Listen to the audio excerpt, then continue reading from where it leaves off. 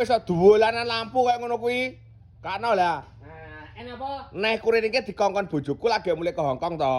Njaluk nggih ada TV kae kambek nggih pawon. Mergo aku wegah nek kok dadak ning pawon iki ngecor-ngecor barang kuwi wegah.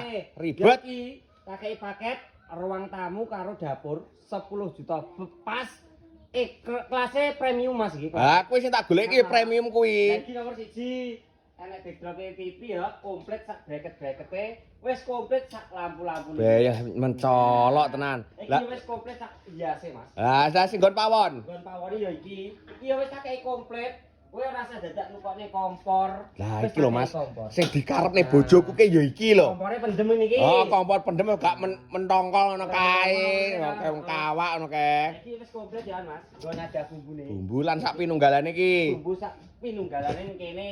Lah iki gak ada baskot tampah lan sak pinunggalane ya ning kene. Lah gak ada piring di wong. Kene isa-isae ning kene Mas. Isa-isa lan kok nek teles ngene. Lah nek segare garek nglorok ning ngene. Beh, rajan mening tenan Kang iki. Ya jan kita jan paket rupane ya padha premium. Pira pi nggih?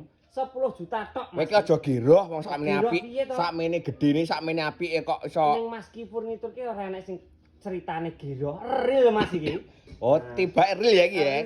Gak giroh tenan ya. Ora giroh. Lah iki ngene, nek menawa dulur-dulurku sing adoh pengen tuku carane piye? Ora usah rene, carane tuku ning bawahi bioprofil wis lengkap.